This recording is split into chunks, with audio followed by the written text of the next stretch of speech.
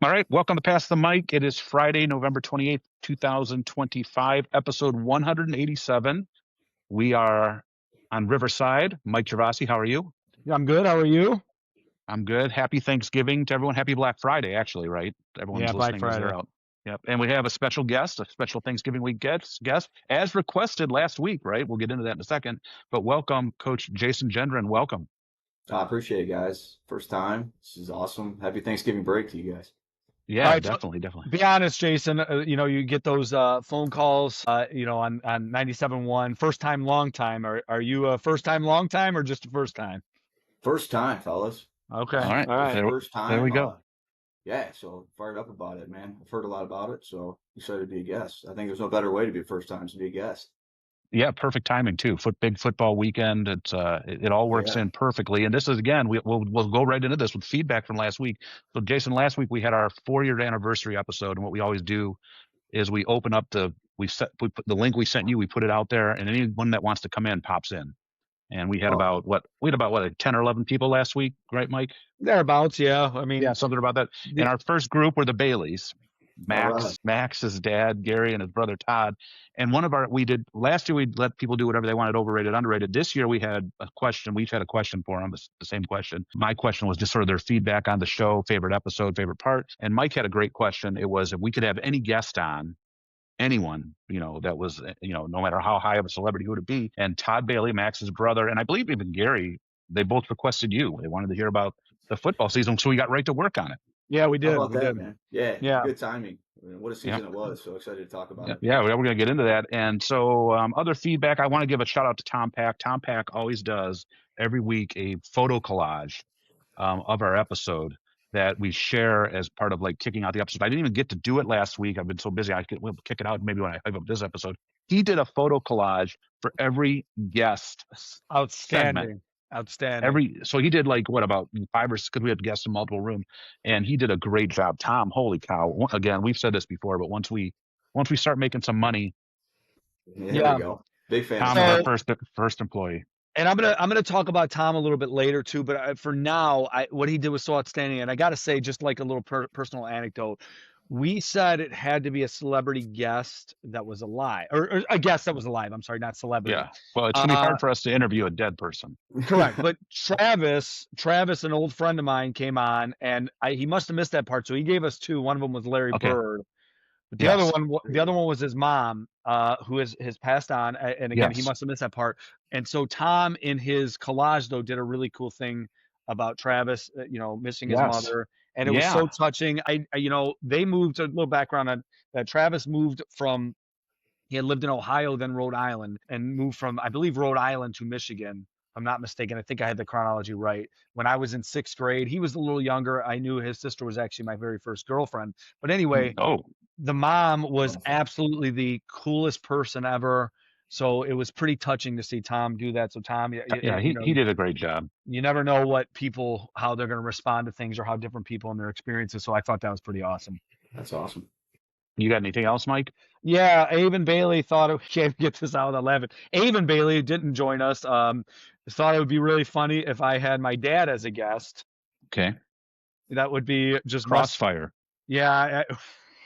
It's not going to happen. But I thought that was 4 years. And he won't be. And you know what? To be honest with you, to even have him deal with the technology would be impossible. So, Deontay, we all visualized me screaming at the baby snake. So that got brought up, Jason, to let you know. I don't know if you were in the class when I mentioned this. I had a snake in my garage recently. I'm deathly afraid of them. Yeah. So I got the industrial powered, leaf blower, and I blew that sucker out of the garage. So that was brought up. The fact that everybody really, Deontay and everybody kind of dug the Bailey's being on the show, especially the dad who wrote us a poem. Right? Oh yeah, he had a lot of comments. Yeah, he wrote a poem, comments. Yeah, had a lot of comments. And I know he was very excited about it. And we're glad to have Gary on. He's for sure. He's we praised him a lot, but we joke around a little bit. But he's a great fan, and really we turned him on to podcasting. So Yeah, That's and awesome. finally, my Mackenzie Harris, varsity assistant basketball coach, coaches softball at Shoemate, former homecoming queen, Carlson grad. She is a listener, so Mackenzie, it's great to have you aboard and listening. All right. Excellent. I do want to give a shout out. It's Wednesday the 26th as we're recording this, our first day off of Thanksgiving break, which thank goodness we have these Wednesdays now. I want to give a shout out today that we're recording. Happy birthday to a big fan, the Ren Dog, Rennie Perez. He already gave me his picks. I texted him happy birthday, and his picks are in, and I'll share those later when we do our picks at the end of the show. Okay. All right. Stock questions. Coach Gendron, we do this with every guest, so this is nothing different or new. It's your birthday. When is your birthday? I always ask this too. Yeah, I'm a February birthday. February. Okay, so a little time away, but it's your Wait. birthday. You can hit. Mike, what was Jason? I'm sorry. What did you say your birthday was? Mike interrupted you. Yeah, it's 7th of February. February 7th. Okay, all right. I thought you said a different date, but okay. Thank you. Yeah. Okay, one of those close to Valentine's, the double sir. gift, Yes. double victim of the double gift. Yep. You can have any meal you want, cooked, home cooked, out to eat. What is that meal? Yeah, that's for me. That's going to be a steak, probably a New York strip, baked potato, and a Caesar salad. We'll go with a red cab with that, and that's probably going to be it. If I had a dessert to go with that, it'd probably be a little slice of key lime pie. Okay, nice. And now, would you rather have someone make that at home, or is there a place you'd go for that? There's not a place I'd go for that. Home cooked is the way I go. Either my dad making it or myself. That's the way we do it. Yep. There we go. Home cooked is. I mean, if we have to go back, Mike, and do like a tally. Home cooked is probably 2/3 to 1/3, I would say. Yeah. So, and again, as Mike mentioned, Mike, one other thing I learned real quick. Apparently, we're not that interesting. Everybody seemed to enjoy the guests. So, yes, that's why we're starting right off. We got guests. We didn't waste any time. Jason, so I'm going to elaborate on this one and open it up a little bit. You can have dinner with one person, alive or dead, the steak dinner. Who's it going to be? Man, that's awesome question. I'm going to go with Gramps. One of my biggest fans growing up. My grandpa's supposed to be my dad's dad. I'm one of 18 grandkids, and it was really cool.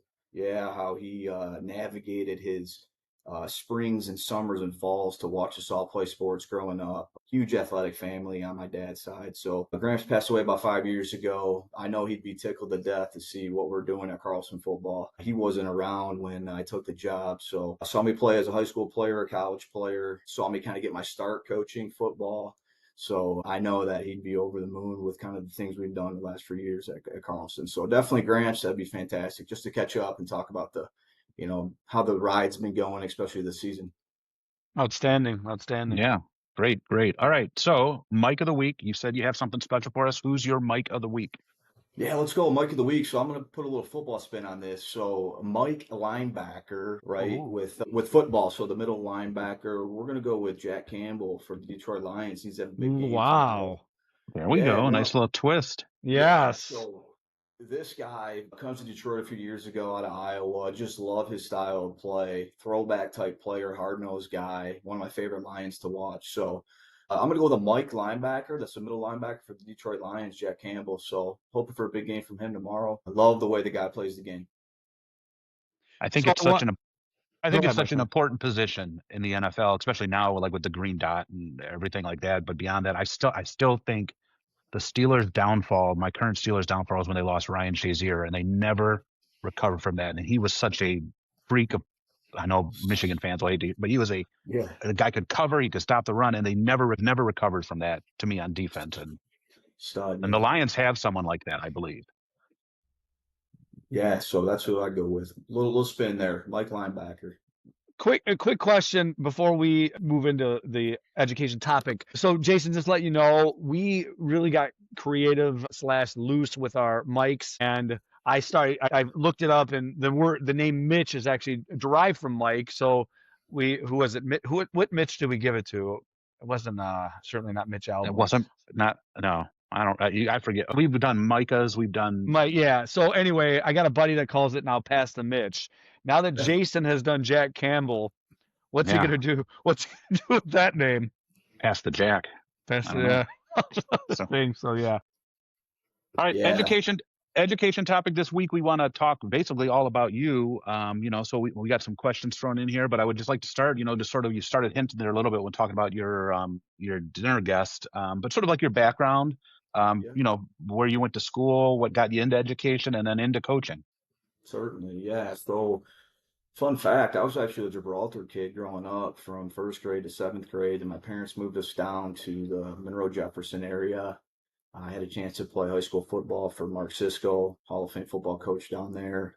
Also got a chance to play baseball for Dave Sontag, who was a Hall of Fame baseball coach. So that's kind of where I started my prep career. From there, I had the opportunity to go on and play college football at Defiance College, Division III football program out of Ohio. It was there where I realized that I wanted to get into teaching and coaching. We had some opportunities to work with kids in schools, go do the readings and all those things to the kids. And I realized that that's what I want to do. So got into that from Defiance, got my master's in special education, got my start about uh, 2007. Times were tough back then, if you guys recall. Oh yeah. Really hard to find jobs, especially in teaching. So first job I got was at an ISD in Monroe, and it was for a grant-funded program. So we were helping at-risk youth get GEDs, find work, all those kinds of things. So it was a really neat start. It actually started me vested in the state of Michigan right away. So that was pretty cool with retirement. So started there in 07. I was able to get a teaching job in 2010. First job was at Monroe High. Actually got something called a pink slip, guys, in my mailbox at the end Wow. of that school year, which was Yeah. wild. Went down to the principal's office and he said, "Hey, man, did a heck of a job in your first year here, but just want to let you know that you got bumped out of a job." And, the whole process there of putting you on the list for callback and the whole deal. Yeah. Well, it was kind of neat how it worked out. A job opened up at my alma mater that summer at Monroe Jefferson, interviewed, got hired right away. And then that's kind of when my football coaching career started. Got a chance to coach under Mark Cisco for 2 years there at the lower levels. And teaching and coaching kind of took off from there.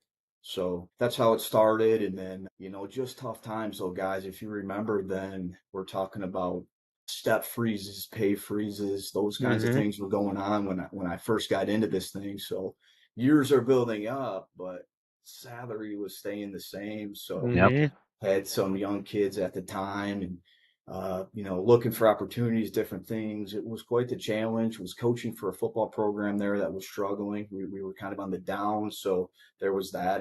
To be honest, guys, it wasn't the exact start that I was looking for, getting into teaching and coaching, but looking back on it, certainly gracious and grateful that that happened because it's kind of made me who I am. I appreciate what I have now. So from there, uh, had an opening at Shoemate in 2015, and it was a district that I had been a part of as a youngster, and had an opportunity to interview with Tracy Richardson and Els Ferguson at Shoemate, if you remember those names. And Yep.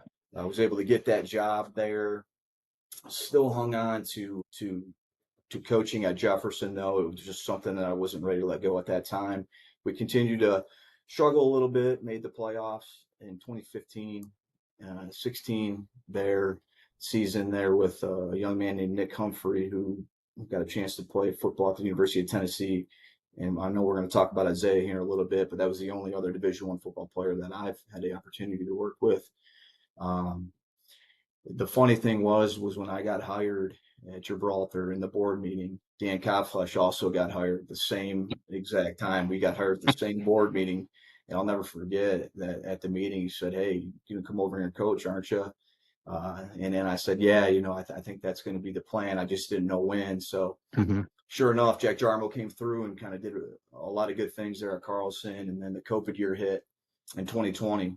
And I had been teaching in the district for about 5 years at that point, and I knew it was time. It was time to make the switch to kind of go all in. This was going to be home forever. So Dan and I started going to work together in 2020 with the rest of the staff, Ryan and those guys, and the rest has kind of been history. And I know we're going to talk about that a little bit more, but in terms of the question, education and where I'm at and what I've been doing, that's kind of the journey, the story. It was guys like Mark Cisco, Dave Sontag, another guy named Bruce Pickens, mentors of mine, guys, reasons why I got into this thing and to be a role model for our young people and give back. That's what it's about, man. I tell our parents all the time when the parent meeting starts in the fall, this is relational for me. Wins and losses are going to come, man. Championships are going to come, but for me, it's the relation piece. That's why I love it so much. That's why I loved our senior class so much this year. You talk about one of the best classes ever in Carlson football history. That's why I do it. It's for those reasons, and to give back, especially the guys that, what they poured into me to be able to play for some guys like that. My prep career was fantastic, and different guys in the college ranks too was pretty neat. So that's why I do what I do, and kind of sum it up there for you guys. So, and we don't. It's interesting you said the one thing I kind of took notes there, but when you were talking, it's interesting that attachment to your hometown. I couldn't help but think of this when I first started teaching. I was like, there was just a thought in my mind. I remember calling, because I was offered the job for the rest of the year at Carlson. And I was like, well, I want to go back to my hometown of Taylor and work at Kennedy. And then, the coach there at the time was a guy that was my coach. His name was Mike Baum. And he told me, I love Mike Baum to this day, but he's like, you can come help us out a little bit in basketball. And there was actually the thought in my mind, even though I'd already developed a relationship with Max Bailey, who was then the varsity coach. It's amazing how those hometown connections, really stick with you. But, I'm sure you made the right choice. I mean, I would think especially after this year, right? But I just couldn't help but notice that in my mind. Yeah, to be honest, it was hard to let go there just because of the impact. I mean, a lot of those guys are still around. I say Dave Sontag. That became a coach, mentor, friend relationship, right? As you become adults and you start working with these guys in a professional capacity, they become your friends, and it just adds onto that layer. And sometimes, it just becomes a business choice, and you got to do what's best for you, your family, and you just kind of move on. That's what I ended up doing. But yeah, forever thankful to be able to go back there, start my career. It was an interesting time, as I told you guys. It was really, really weird going into education, uh, thinking that you were gonna get a job and things were gonna be great, great, great. And man, was it the first 10 years, I tell Oh, you, it's awful. it Yeah. was a grind. I'll never forget it. I always will have a special place for new teachers, people kind of on the bottom, just because of where I was when I Sure. started. And boy, does it feel good to be up now, and, I'm certainly grateful for what I have. One more quick question, and Mike, you can kind of drive the ship on how you want to take this. Do we want to just jump into this year? Because I'm sure that's what everybody wants to hear about.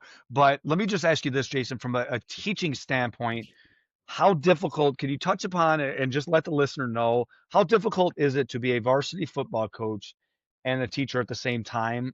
How do you, and you had a third thing, personal thing in your life this year we'll talk about as well. And it's got to be No, hard. just throw it in there now. So throw Okay, all so three in there. sure. And you had a baby right toward the end of the Right, football heading into season. playoff So time. let's Sure. just get it all out there now, right?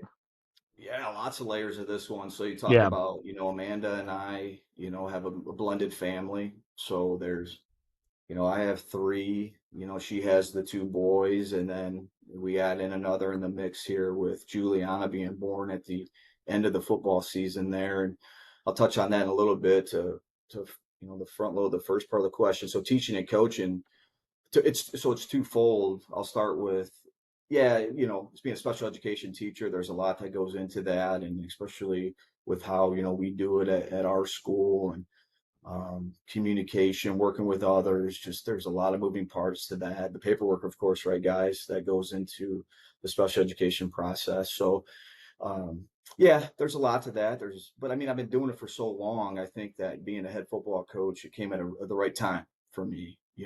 Being in it for almost 20 years, and the timing was right. So I feel good about that piece. But the flip side of that, the bonus of being a head football coach in your building is huge. I love the fact that I'm around my players year round. That's part of the reason why we're so successful, guys, is because it's myself, it's the six other guys who are a part of our football staff that are around our kids. It's our guys can't get away from it, right? Like our kids are around it, all the time, and that's kind of old school. That's an old school, like way of doing things. There weren't a whole lot of guys from my era going into teaching and coaching because of like what I talked about earlier. It was so bad. So this model of having, teachers and coaches and being a part of a staff, it's been super successful. So I love that. I love that I'm around my kids, around my coaches. So that's the benefit of it. That's one of the things. And then, yeah, so I don't know if you guys want to talk about Juliana right now, but Yeah, go right ahead, because I think it morphs right into it. How did that impact the end of the season? I mean, we joked before we started, and I couldn't even. I mean, it's hard, and you've coached, you mentioned you have kids, older kids. It's hard when you have kids that are not a newborn. I couldn't imagine. Right. And then it's also crunch time. It's not August, where it's the not that that's not easy, not that that's hard, but I mean, it's literally put up or shut up time right as the baby comes. Yeah, so Amanda and I got pregnant back in the winter or spring there, and you count the days, you look ahead, and I'm like, well, she's gonna be, or we didn't know at the time, he or she. I mean, it was a surprise baby. To be honest, we went the whole way without knowing what we were having. So, wow, baby's gonna be born week 9 of the football season. So here we go, and you look at the schedule, and the schedules makers made it Allen Park, right? So Yeah. week 9 versus AP, we know what that game's been like the last, shoot 5-6 years for us. So we knew that, front loaded it with everybody that I could, had a plan in place the whole time, for that. And sure enough, as the season kind of wears on, we're positioning ourselves right where we want to be. We get to the end there, and Amanda and I have got a plan.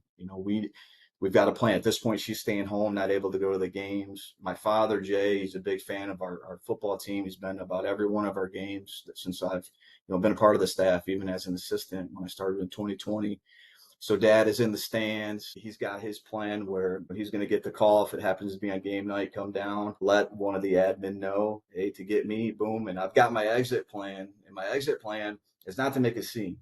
My exit plan was to go out towards the scoreboard underneath the bleachers where nobody could really see me. Oh yeah, look at this. And then boom, this is like Secret Service stuff. Jailbreak type stuff, man. Wow. Like, it was never going to be like sent. It was never going to be sent to the press box and me get on the PA, right, and be like, you guys would have had no idea. You would have had no idea. Coach Gendron. Oh, that's so funny. And in saying that, I entrust in my staff so much. I can't think, especially my coordinators, Dan and Drew. We're in lockstep. We talk. You guys have really no idea how much really goes into this, and how much we talk, especially on the weekends, just about everything, right? So, these guys are ready to go. At the drop of a whim, if that were to happen. But take you to week 9 AP. That's 40 weeks for Amanda. So we're full there. And Juliana held out. She was not born on her due date, the night that we secured the first 9-0 season in school history. Luckily for us, she decided to go on Sunday, which was 2 days later. And that was this playoff selection show where we found out we were going to play LP. So I did miss the coaches meeting there with our guys and that, but took 2 days Understandable. off. Yeah, I took 2 days off there as the guys prep for LP for that first round matchup. Then it was on though. It was working 2 jobs. It was teaching, coaching, having a newborn at night. Up, right? You're just up. That's how it is. You guys know with the newborn. So just juggling all that plus the other kids and their stuff that's going on. But I wouldn't trade it for the world. I get that question quite a bit, and you just do it, right? That's the thing. You just do it. It comes down to mental toughness, and you just figure it out. That's just the way I'm wired. That's where I'm from. That's who I am. You just figure it out and you do it. So, I told the guys we were on our run, 9-0, and then, beating LP, positioning ourselves for another district. There's no other place I'd rather be, no other time in place that I'd rather be than what was going on right there. It was awesome. It was beautiful. I'll never forget it. So, you just figure it out, find a way. And that's what I did there. So. Excellent. Well, yeah, I think that for me, what I think is so cool is, you're one of us, right? We're all like from the jump, it was, here we go. You're in this for the long haul. You're not, you don't have one eye elsewhere or anything like that. And that's what makes it so cool. Before we can close out this year and talk about this year, but can you talk about just the rise? I think back like the COVID year where we played Wyandotte, and that game, we Yeah. ended up losing it late in the game, but and now just to the heights that you have taken this program, you guys, I don't want to, it's obviously it's a joint endeavor here, but how just the meteoric rise from us, sometimes not making the playoffs, a lot of times not making the playoffs till now it's incredible. Yeah, I mean, you guys have been around Gibraltar, Carlson, and you've seen the good athletes come through. You've seen the coaches, and you've seen the different hierarchies of the Downriver League. So coming in 2020, at that point in time, we were not, just wanting to beat AP, right? Wanting to beat Woodhaven, just trying to jockey for position. And yeah, that COVID year with Dan, just, I knew it was right. I knew it was right for me because of the football minds that were on the staff. Dan's one of the best football minds that I've been around. Drew, especially with his background in strength training, so you have that piece. Ryan was the longest tenured assistant. He's been through many head coaches. His style of football is very similar to mine. And then the kids also, though, you got to give some credit to Jack Jarmo and what he did in his 3 years there. The kids, it was a culture. It was starting to Right. change then. So we're winning. They ended up getting a league title in 2018. The kids knew how to come off the ball. Discipline was there. So those things which are crucial, were there. Uh, and then we had Landon come in 2021, Ferris State background. That was helpful for me personally to see a younger guy do that with no fear and exude some confidence into our program and our Wow. kids. Like, hey, like AP, I mean, he was very, very, confident in what he was doing. And AP Woodhaven, let's go. So, he was young, he was fearless, and that gave me a little bit of motivation. Like, shit, Wow. man, if this guy can do it, then I can do this too for sure. So when he decided to move elsewhere, um, I got the opportunity, to take it over, and boom, there we go. So that 21 year was helpful. That group of kids, if you guys remember at Woodhaven, that was a huge game for us there. And then, that was the season where we double lost to AP, right? So we're still there at this point in time. And then 22 taking over for the first year couldn't have been better for me, having guys like Timmy Simons and Big Ben. If you guys remember those guys, Yep. so I'm a player led guy. I love my teams to be player led, and there was no better group at that point in time than those two guys to help. Man, Timmy Simons was one of the toughest, one of the best that I've been around, and he was a coach on the field. So, and Big Ben, just a stud. I mean, all the accolades he got. You guys saw he just got honorable mention GLIAC, which was huge. He's a national champion and going to be going forward again. So, you're around those kinds of kids and those kinds of guys. So that was huge. And we're just kind of building it, and then you're adding different pieces, different coaches like Damron and other guys that are now getting into the building, and we're around our kids 24/7, it feels like. And then all of a sudden you get a special player like Isaiah Wright, who comes up and from the middle school and immerses himself on the scene. And it's no secret that we've won 40 games in the last 4 years, and he's been a part of every one of those, about minus a couple from when he was injured his junior year. You have him, and it's been awesome, guys. Like, I don't know, when I took the job in 22, if you would have told me everything that we would have earned and won, I would have said, you gotta be kidding me. I mean, let's be realistic. Like, five league championships in a row, 3 districts, the stuff that hasn't been done here at Carlson. And it certainly, it's not a me thing, it's a we thing. Got a lot of credit to our staff, our kids, just everybody. You know what I mean? Like, our culture at school at Carlson, everybody seems to be all in. Brockington and the band, our cheer program, those Friday nights are special, and everybody comes together. It's been awesome for kind of our melting pots of communities to come together, and everybody. I told the media a couple of weeks ago, as we were preparing for Dexter, I said, these seniors, they've exhausted everything they could. I mean, we've played 9 playoff home games in the last 3 years with that class, and that's a whole regular season at some schools, that's amazing to me. Mhm. So they did everything that they could. And, it was, we'll talk about the season in terms of the season if you guys want, but just the build up, Mike, just it's been incredible, man. It's been Let awesome. me let me just offer the listener a couple things about the two guys you mentioned, and then we'll close with how the season went. Unless Mike, you have something else, but No.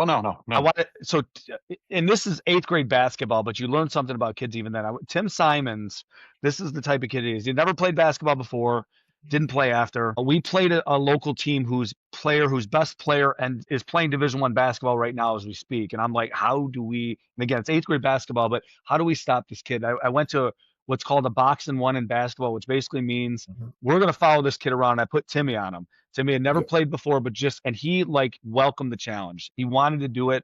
That speaks so highly of a kid. You just know that kid is going to have success, going forward.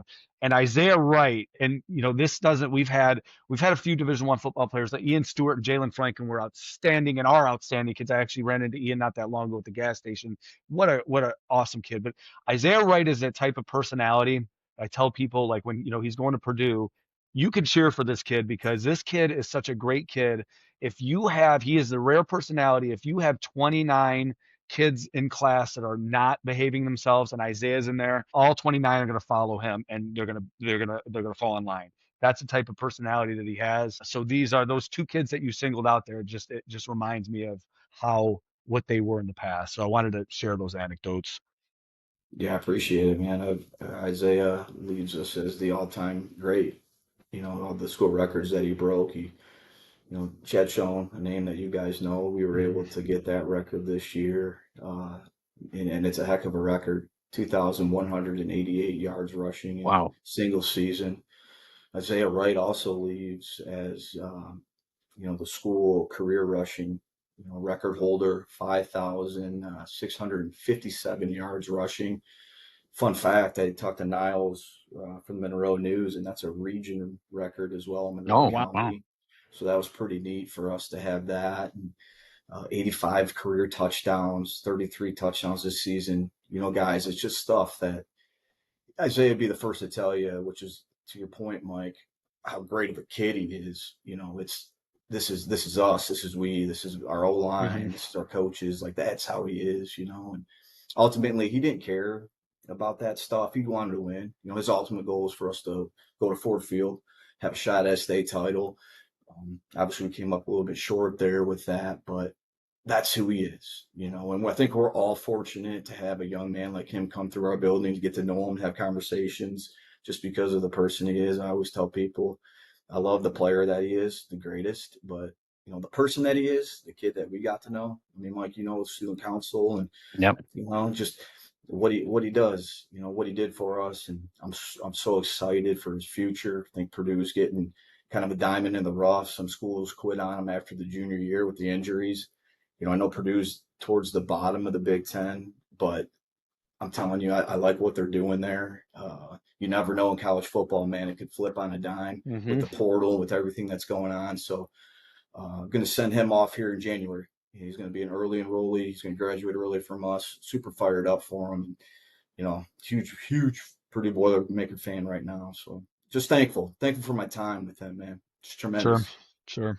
It's crazy too. You talk about all of Isaiah's numbers. This year alone, there were plenty of games where he was Yeah. done after this midway through I, the second quarter. I'm not trying to bash on some of these teams, but like some of these games, and that you made the right decision. Obviously, you knew you were going on a Sure. playoff run. You don't want to get somebody hurt. You also you have a huge. That's the other thing. We're talking about a program. I mean, when we go look at some of these schools that play, you have a ninth grade program, which most of the Downriver League doesn't have. So you got a full Sure. ninth grade team, a JV team, and then that varsity squad. And not only for rest purposes, but just not, you don't want to be a jerk and run up numbers on people. But imagine what his numbers could have been. I I think mean, think about it, just go back to week two. yeah, He touched the ball three times. Two of them were receptions, and they went for touchdowns. And he yeah, carried the ball one time for 29 yards and a touchdown. And that was yeah. it. You know what I That was mean? it. And it was the right decision. Yeah, I know. I mean, you have to do it. But to still end up with the numbers that he had, and man, was he good down the stretch too this year, guys, with multiple 200-yard rushing games, the 300-yard rushing game. It just tremendous stats down the stretch. I mean, he was putting us on his back, man. He was doing everything he could to get, us where he wanted us to be. So just forever grateful, man. It was awesome. All of us, all of our coaches, all of our players, just awesome stuff, man, from him. Gonna miss him for sure. It's gonna be weird next year not having him around. Mike sort of mentions it, and so I've been doing this about 26 years, and I mentioned it earlier this year, way back in week one, and just to show what has been built. There were times, Mike, we've worked up there a long time. The only time people would be parked out over on the grass would be homecoming. Yeah. And then if we got into the playoffs, and you sort of mentioned it too, like getting to the playoffs, that was like scratching and clawing. Oh my God, we made it to the playoffs. It was like a celebration. There'd be assembly sometimes for it. Sure. And it'd be like, man, I hope we don't embarrass ourselves in this first playoff game. And then that was the mountain. That was the peak. And then all of a sudden you get to these last few years and yeah, I know, like I was talking to Dan about it too. I thought other people like, the kids are just like, oh, well, of course there's going to be because Halloween was the first playoff game. And the kids are like, oh, no big deal. We'll be back next Friday. If you would have said something like that 8 or 9 years ago, you would have been run out of the building. Right. Now you have week one, we're playing Etzel Ford. They don't bring anybody. Okay. And the lot is full because it's everybody in this community here for a week one game. It's still summer. People could be doing whatever they want to be in August, right? Like it's a nice time of year. I'm not, but that used to be reserved for homecoming in a playoff game. Maybe when we played Allen Park at home, maybe when Wyandotte was at their high, we'd get a few cars over there. But every game now is an event. And I think that says a lot of what has been built here. And yes, winning has a lot to do with that. But I think like also, just the way the program is run, nobody's expecting, nobody comes in thinking 9-0 every year. This was obviously a record setting year and it's great. But I think, it's nice to see. And I know there are people in the stands that don't have kids in the school anymore, that don't have a kid on the team or a cheerleader or a band member. There are people that come just to come. My dad used to be one of them. Like so my sister graduated in '98. Like yes, we had none of the grandkids played football. My daughter cheered, but he would come to every game. And there were other people that are like that would come to every game because that's where they wanted to be on Friday night. And so I just want to commend you for that as someone that's been here a long time. We have not had that. That's not the norm, right, Mike? That's not the norm of the history. If I could even jump off that a little bit too, I often hear family members will say that, it's just sports and stuff like that. And yeah, that is right to a degree. It's not life and death, but at the same time, I don't need to tell you guys nor the listener, we're in a very dark time in our history in terms of polarization, people not liking one another. And if you bring a community together, and that's the power of sports. You bring people together.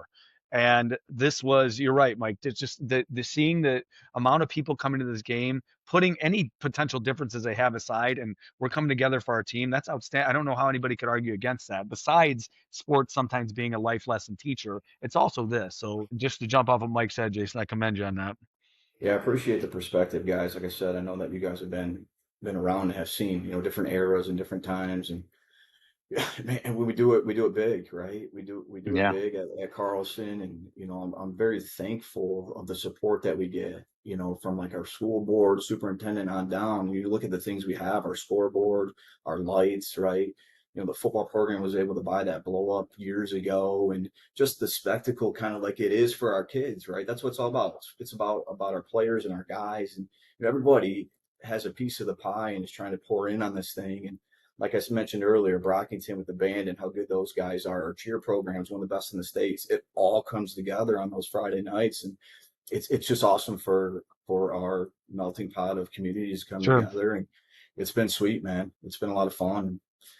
Certainly replacing 15 senior starters, a lot of work to be had, and next year to maintain the momentum and keep it going. But, our kids, one thing they know is hard work. And, I know that, they're going to be ready and chomping at the bit here once the new year passes to get after it. All right. Well, that's excellent to hear, and great summary, and again, congratulations. I think we're sort of just glossing over, and you gave a lot of praise to your staff and Isaiah, but congratulations to you. I mean, it's a record-breaking season. I posted a lot on the socials, and there's people from out of state that, in the history of Carlson, you talked to like Donnie Hicks, these guys, when they first started, when Carlson was the first school, there was one grade, ninth grade, and they got thumped around by everybody because it was just and I see some of these people when we do our Hall of Fame banquet, and they come back, and they you guys are always, we always let them be part of that first game, the coin toss, and some of these old timers, when they come back and see what this area has become, they're just so proud and shocked, and that's another aspect of it, from what this has grown from the beginnings, because it's really not an old school. When you talk about schools in the area, the Trentons and the Wyandottes that are early 1900s, it's really a young school, and it's grown so much since, in the last 10, 15 years. These people are so impressed and happy and excited and love to see it. Sure. Yeah, that's awesome. I think it was 1964 was the first season. You're going back and looking at the archives and seeing the teams and records and the best. I think there were 9 teams previous to us that had 8-1 records. Hard to do. Yeah. When you really think about it, very difficult to go 9-0. So many things have to go right, and if you think about it, we had a couple close games there too, where it could have gone either way. The Trenton game was a grind. The Woodhaven game winning in the final minutes there. It's just, that's typically how it's going to go. It's got to be very hard to do. But man, it couldn't have happened to a better group of seniors and just a better group of guys. It's pretty sweet. And something we try to remind the fans all the time: they're just kids. So again, right. they're gonna make mistakes. I mean, heck, the pros do make mistakes. Calvin Austin not lining up on the line for Mason Rudolph's scramble last week. All right, overrated, underrated this week. Well, yesterday or tomorrow, depending on if you're listening. Thanksgiving football, sort of like a tradition. It goes right with it. We're very blessed, I think, in this town, because it's always been a part of our childhood. So Thanksgiving football, overrated. I'll start with my co-host Mike. What do you got as overrated for Thanksgiving football? Yeah, I'd say this for all Thursday games. There just happens to be one more now than there usually. I mean, historically, this last few years they've done a third game, but the Thursday games to me are overrated in general. I think that the quality of play on Thursday nights is not as good as the Sunday game, so that's my overrated. Just Thursday games in general, Thanksgiving or otherwise. It's tough for those guys. It is. I can only imagine. Very understandably so, but yes. Coach?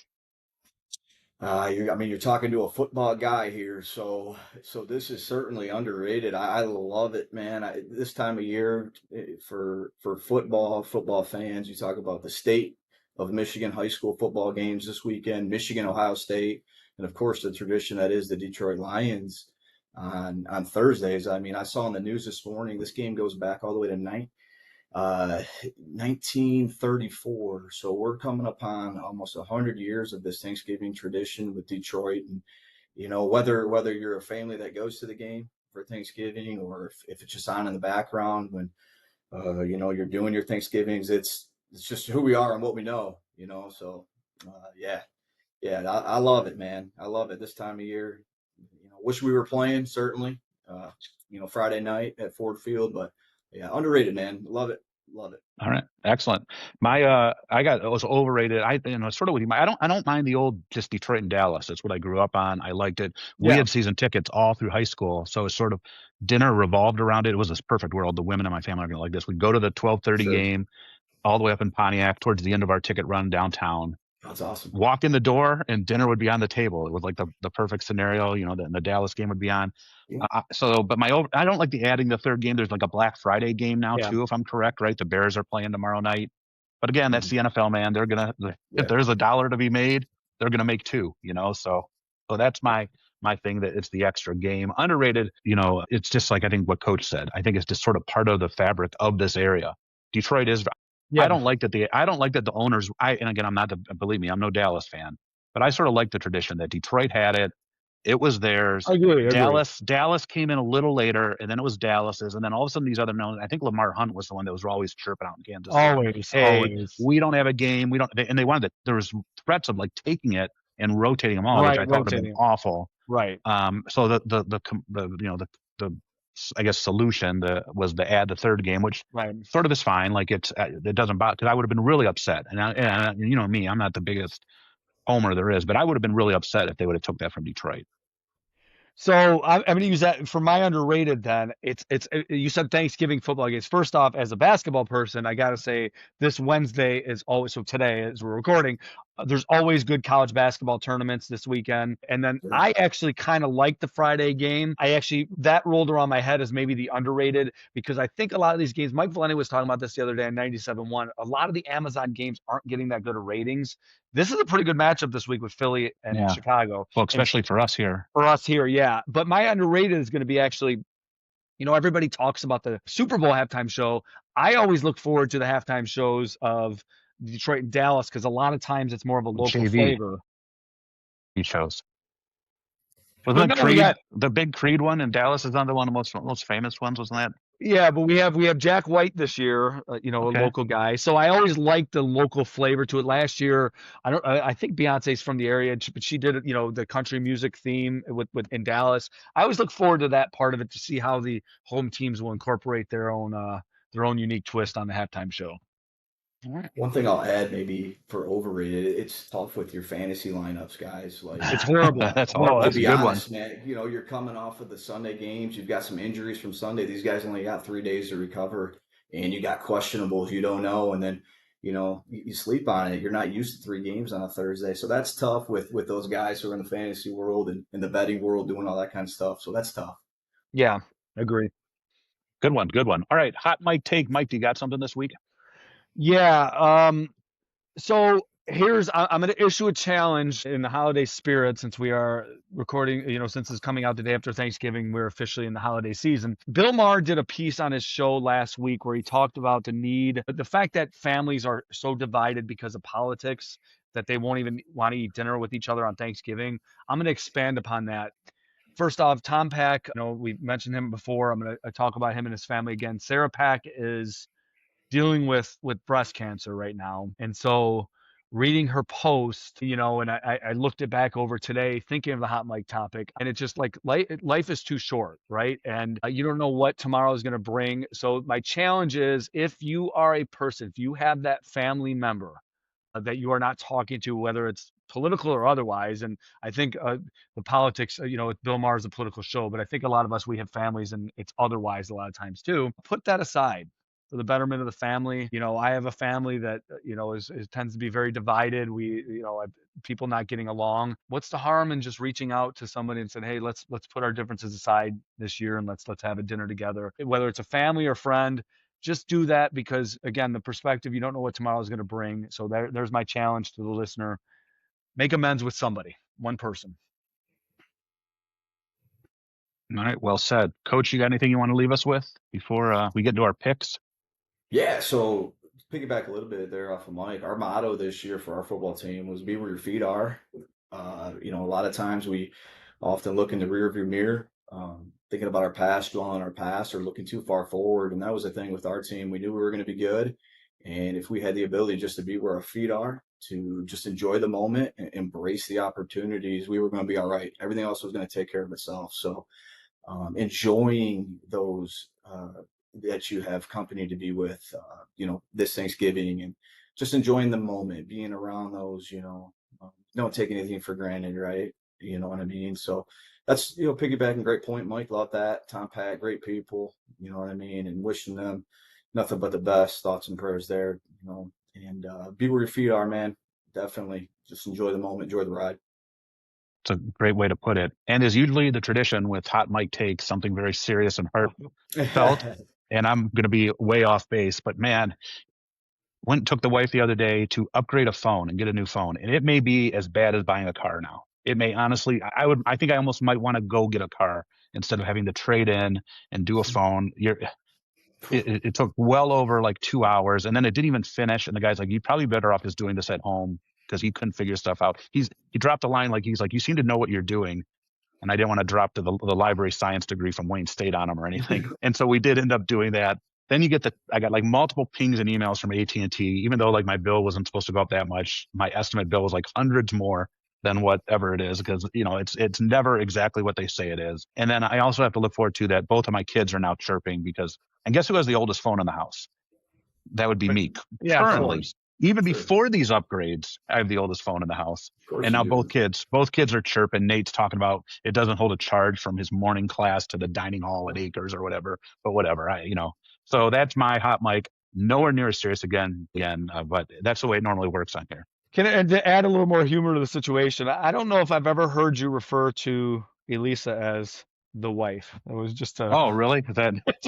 She doesn't listen. She doesn't want to. She hears enough of my crap at home in person. She doesn't need to hear 45 minutes of it. So she has a new phone though, and an iPad, because the guy. Yeah. That's how you keep the wife happy, right? Merry Christmas. Merry Christmas. She wanted the nice new camera, so she's got it. So, all right, it's time for picks. And I did text the Ren Dog this morning, so I'm going to let the Ren Dog's picks go on the record first. He only did the pro game, but we know who he's going to pick in college. He's going to pick Michigan, and he's going to pick Maryland because he hates Sparty. Okay, his picks are, this is him. He has the Lions beating the Packers 34-31, similar to last year, he says. And then he says the Steelers are bouncing back, beating Buffalo 31-28. Shocker there. The wow, no way. The Ren Dog. So there it is. So Mike, we'll start pros because pros are first in a way. Green Bay, Detroit. Who do you got? We're going straight up. We don't endorse any gambling. I'm gonna agree with Ren Dog on this one. Lions will win a close one. All right, Coach. Yeah, I'm gonna take the hometown team. Lions. Crowd gets behind them. They're fired up right now.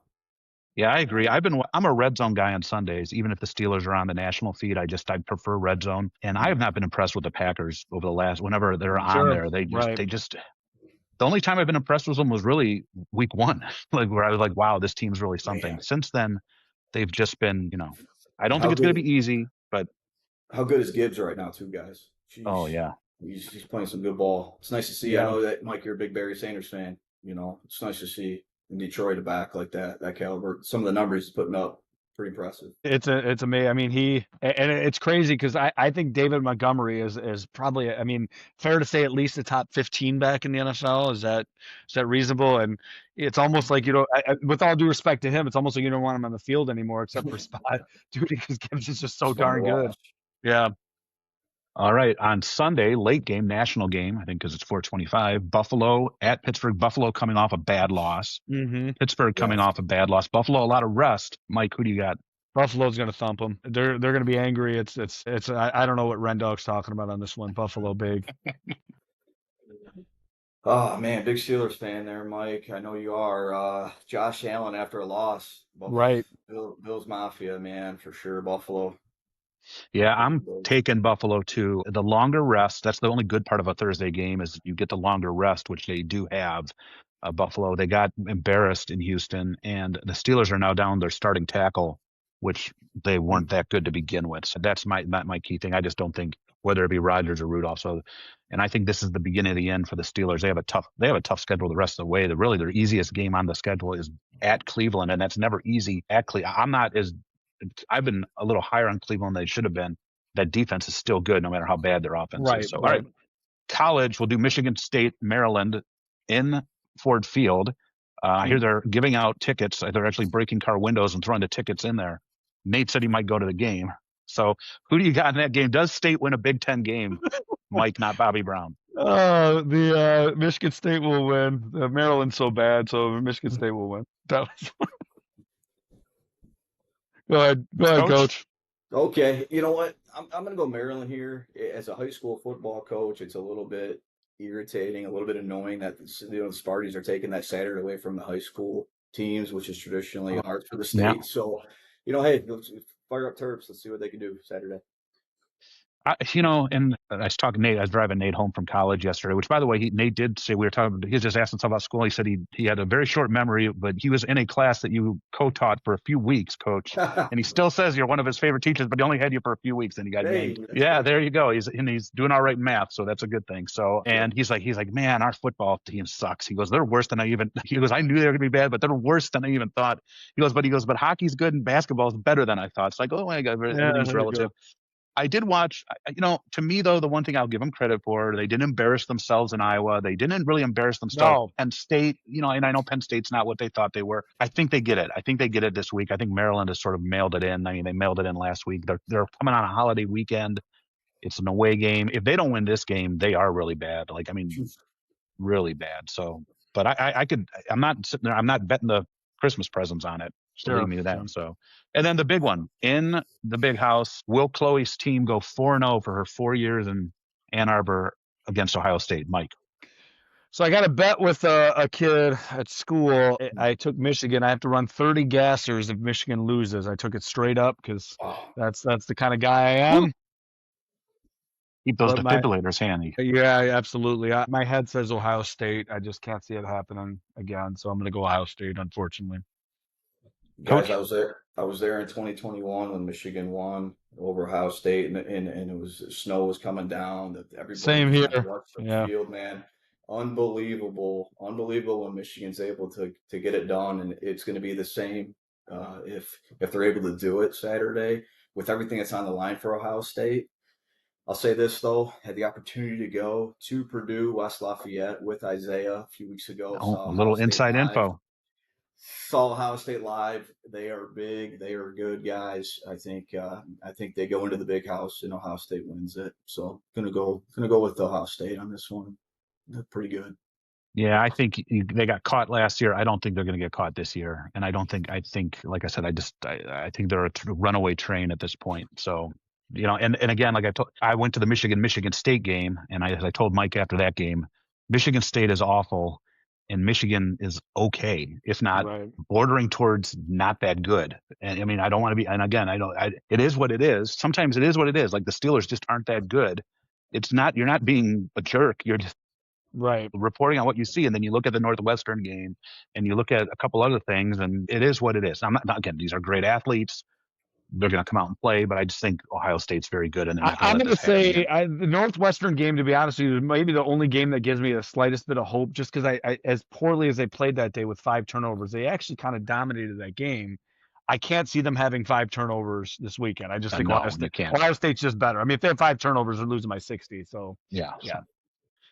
All right. Well, hey, Coach, great episode. Thank you for taking time out of your holiday weekend. We know that there's a lot of other things you could be doing. Hopefully, not grocery shopping right now at 1:00 on the Wednesday before. But again, I want to just wrap things up by again saying you've been a great guest. You've been a great asset to our school and district, and congratulations on a great season. The team that did beat you is in Ford Field, and they handled themselves quite well on the semifinal. Yes, so, sir. I mean, that says a lot. Yeah. I mean, you hung around with them. The team they played did not hang around with them. So, I mean, that says a lot. I mean, we're not doing transitive property things here, but I think that says a lot. And so congratulations again. Thank you. Yeah, Mike, man, awesome, man. Appreciate the opportunity. You guys continue success. All right, man. All right. Well, happy